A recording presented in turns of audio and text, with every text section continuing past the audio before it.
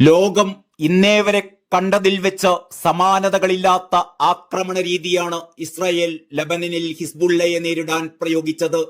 പേജറുകൾ പൊട്ടിത്തെറിച്ചതിന് പിന്നാലെ walkie ടോക്കികളും pocket റേഡിയോകളും solar സിസ്റ്റവും അടക്കം പൊട്ടിത്തെറിച്ചതോടെ ലബനീസ് ജനത അതീവ ഭീതിതമായ അവസ്ഥയിലാണ് എന്നാണ് റിപ്പോർട്ടുകൾ. അടുത്ത് പൊട്ടിത്തെറിക്കുന്നത് എന്തായിരിക്കും എന്ന ഭീതിയിലാണവർ. ഫ്രിഡ്ജാണോ, TV ആണോ, മൊബൈൽ ഫോണാണോ? എതിരാളികളുടെ മനസ്സുകളിൽ പോലും ഭയം നിറച്ച് അവരെ നിർവീര്യമാക്കുക എന്ന തന്ത്രമാണ് മൊസാദ് പയറ്റിയത് എന്നാണ് യുദ്ധരംഗത്തെ വിദഗ്ധർ അഭിപ്രായപ്പെടുന്നത്.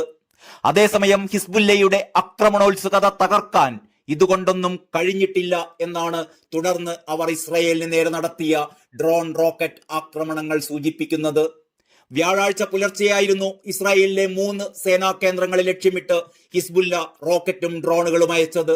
ഡ്രോൺ ആക്രമണത്തിൽ 2 ഇസ്രായേൽ സൈനികർ കൊല്ലപ്പെടുകയും നിരവധി പേർക്ക് പരിക്കേൽക്കുകയും ചെയ്തു. ഇതിന് പിന്നാലെയായിരുന്നു ഇസ്രായേൽ വ്യോമാക്രമണത്തിലൂടെ തിരിച്ചടിച്ചത്. ഭീകര കേന്ദ്രങ്ങളിൽ സൂക്ഷിച്ചിരുന്ന 100 കണക്കിന് റോക്കറ്റ് ലോഞ്ചർ ബാരലുകളാണ് ഇസ്രായേൽ സൈന്യം യുദ്ധവിമാനങ്ങൾ ഉപയോഗിച്ച് തകർത്തത്.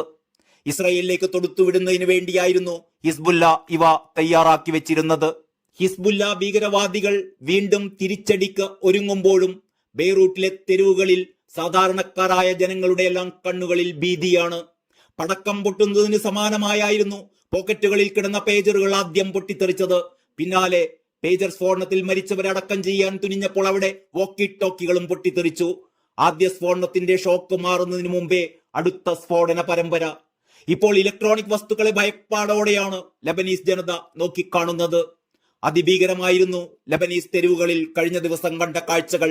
ചിതറിയ ശരീരഭാഗങ്ങൾ, പുറത്തേക്ക് തെറിച്ചു നിൽക്കുന്ന കണ്ണുകൾ, കിടക്കാൻ പോയിട്ടൊന്നും നിൽക്കാൻ പോലും കഴിയാത്ത ആശുപത്രികൾ.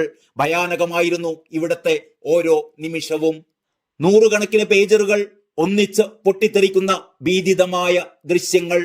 തുടർന്ന് കൊല്ലപ്പെട്ടവരുടെ ശവസംസ്കാര വേളയിൽ വോക്കി ടോക്കികൾ പൊട്ടിത്തെറിച്ച് വീണ്ടും മരണം, നിരവധി പേർക്ക് പരിക്കുകൾ. ഹിസ്ബുല്ല എന്ന തീവ്രവാദ സംഘടനയ്ക്ക് പ്രവർത്തിക്കാൻ വളക്കൂറൊരുക്കിയ മണ്ണിലെ സാധാരണക്കാരായ ജനങ്ങളാകെ അമ്പരപ്പിലാണ്. അവരാകെ ഭീതിയിലാണ്. ഇസ്രായേൽ ഹാക്ക് ചെയ്യാനും നിൽക്കുന്ന സ്ഥലം കണ്ടെത്താനും സാധ്യതയുള്ളതിനാൽ കഴിഞ്ഞ ഫെബ്രുവരിയിലാണ് ഹിസ്ബുല്ല നേതാവ് ഹസൻ നസ്രുല്ല അംഗങ്ങളോട് മൊബൈൽ ഫോണുകൾ ഉപേക്ഷിക്കാൻ ആവശ്യപ്പെട്ടത്. തുടർന്ന് തായ്വാൻ കമ്പനിയായ ഗോൾഡ് അപ്പോളോയിൽ നിന്ന് ഹിസ്ബുല്ല പേജറുകൾ വാങ്ങി അംഗങ്ങൾക്ക് വിതരണം ചെയ്യുകയായിരുന്നു. തങ്ങളുടെ ബ്രാൻഡ് നെയിമിൽ ഹംഗറിയിലെ BSE കൺസൾട്ടിംഗ് എന്ന കമ്പനിയാണ് ഇത് നിർമ്മിച്ചു നൽകിയതെന്ന് തായ്വാൻ കമ്പനി പ്രതികരിക്കുന്നു. പൊട്ടിത്തെറിച്ച പേജറുകളിലെല്ലാം നിർമ്മാണ ഘട്ടത്തിൽ തന്നെ സ്ഫോടക വസ്തുക്കൾ നിറച്ചിരുന്നതായാണ് പ്രാഥമിക നിഗമനം. പ്രത്യേക സന്ദേശം അയച്ച് ഒരേ സമയം പൊട്ടിത്തെറിക്കുന്ന രീതിയിലായിരുന്നു ഇവ സജ്ജീകരിച്ചിരുന്നത്. 3 മാസത്തെ ആസൂത്രണമെങ്കിലും ഇതിന് പിന്നിലുണ്ടാകുമെന്നാണ് വിലയിരുത്തുന്നത്.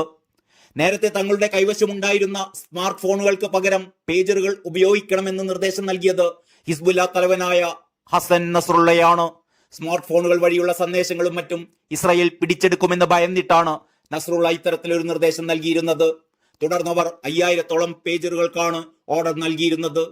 ഈ വിവരം മണത്തറിഞ്ഞ ഇസ്രായേൽ ചാരസംഘടനയായ മൊസാദിന്റെ ഇടപെടൽ ഈ പേജറുകളിൽ അതീവ സ്ഫോടനശേഷിയുള്ള രാസവസ്തുക്കൾ നിറയ്ക്കാൻ ഇടയാക്കി എന്നാണ് കരുതുന്നത്. ഒരു കോഡടക്കം ചെയ്തിട്ടുള്ള പെട്ടിയും ഇതിലവർ ഒളിപ്പിച്ചു വെച്ചിരുന്നു. ഒരു തരത്തിലുള്ള പരിശോധനകളിലും ഇവ കണ്ടെത്താനും കഴിയില്ലായിരുന്നു. മൊസാദ് പ്രത്യേക കോഡ് അയച്ചതോടെ എല്ലാ പേജറുകളിലെയും സ്ഫോടക വസ്തുക്കൾ ഒരേ സമയം പൊട്ടിത്തെറിക്കുകയായിരുന്നു എന്നാണ് വാർത്താ ഏജൻസിയായ റോയിറ്റേഴ്സ് വ്യക്തമാക്കുന്നത്.